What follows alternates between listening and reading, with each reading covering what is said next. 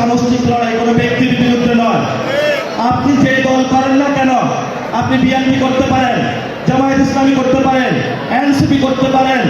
আমরা স্পষ্ট ঘোষণা করছি, যারা চাঁদাবাজি করে, সন্ত্রাসী করে, দুর্নীতি করে, তাদের কোনো দলীয় পরিচয় নাই। এরা বাংলাদেশের আইনের হাতে তাদেরকে তুলে দিতে হবে ধরে ধরে, ইনশাআল্লাহ।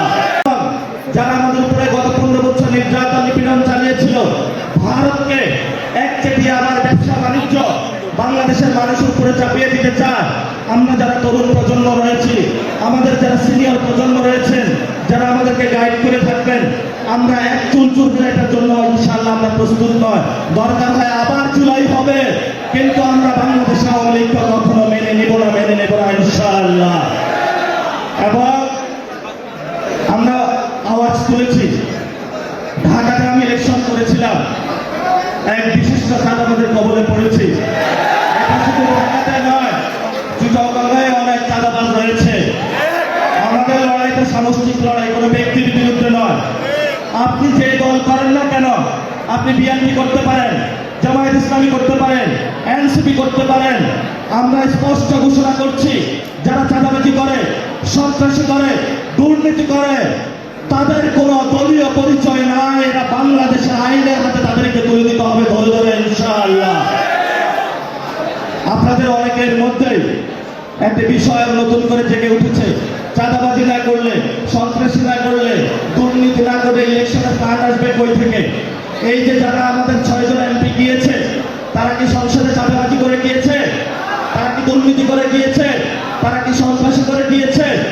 জনগণের উপরে যদি আমরা ভরসা করতে পারি, তাহলে আগামীর বাংলাদেশ আমরা গড়তে পারবো। আর যদি আমরা কোনো ব্যবসায়ী গোষ্ঠীর উপরে ভরসা করি, কোনো ক্রিমিনালসদের উপরে ভরসা করি, তাহলে কিন্তু আগামীর বাংলাদেশ আমরা গড়তে পারবো না। এই জন্য যিনি প্রধানমন্ত্রী হয়েছেন, যেভাবে আপনি প্রধানমন্ত্রী হয়েছেন, ঠিক আছে, আপনি চেয়ারে বসেছেন, আপনাকে সুস্পষ্ট উদ্যোগ নিতে হবে। বাংলাদেশে ধর্ষণ বন্ধ করতে হবে, বাংলাদেশে চাঁদাবাজি বন্ধ করতে হবে, বাংলাদেশে সন্ত্রাসী কার্যক্রম আওয়ামী লীগের বন্ধ করতে হবে। কোনো অফিস খোলা চলবে না।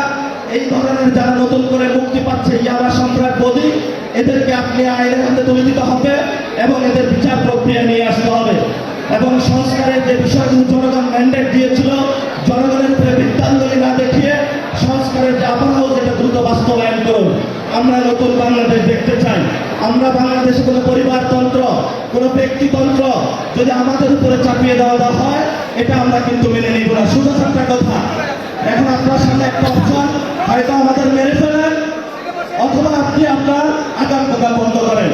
আমরা আপনাদেরকে এই রমজানের মধ্যে দোয়া করব, আল্লাহ তাআলা আপনাদেরকে হেদায়েত নসিব করেন, যাতে আপনারা আগাম প্রোগ্রাম বন্ধ করতে পারেন। চিটাগংয়ে, বিশেষত চিটাগংয়ে শুনতে পাচ্ছি অনেক দখল হচ্ছে, মানুষের দোকানপাট দখল, জায়গা জমি দখল, অনেকে ক্ষমতার তুচ্ছ ব্যবহার করছে। আমরা তাদেরকে হুঁশিয়ার করে দিতে চাচ্ছি, চিটাগংয়ের ছাত্র জনতা যদি আবার জেগে উঠে, একজনে তো পালাইছে ইন্ডিয়া, আপনারা পালাইতে হবে বঙ্গোপসাগরে।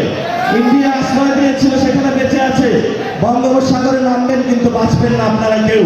এজন্য আপনাদেরকে আমরা হুঁশিয়ার করে দিতে চাই, চট্টগ্রাম পবিত্র নগরী, পীর আউলিয়া গাউসের নগরী, এখানে ইসলাম আরবরা নিয়ে এসেছিল।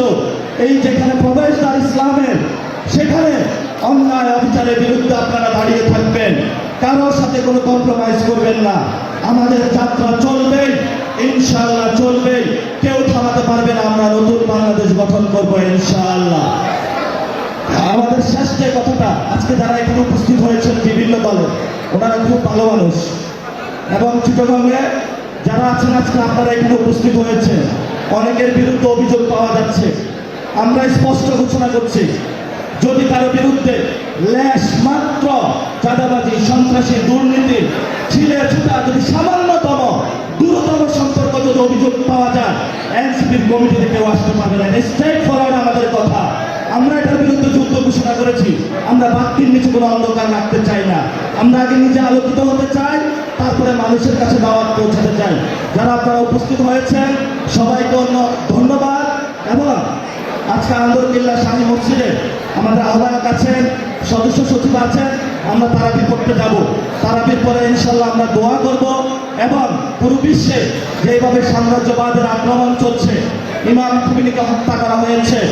আল্লাহ তাআলা তাকে শহীদ হিসাবে কবুল করুক। আমরা সকল শহীদদের সাথে আছি।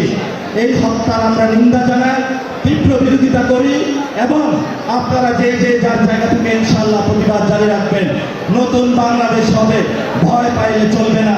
সামনে কঠিন লড়াই, তবে কঠিন লড়াইয়ের পরে অনেক সুন্দর পথ রয়েছে, যেটা হলো আমাদেরকে আবু সাঈদ দিয়ে গিয়েছিল।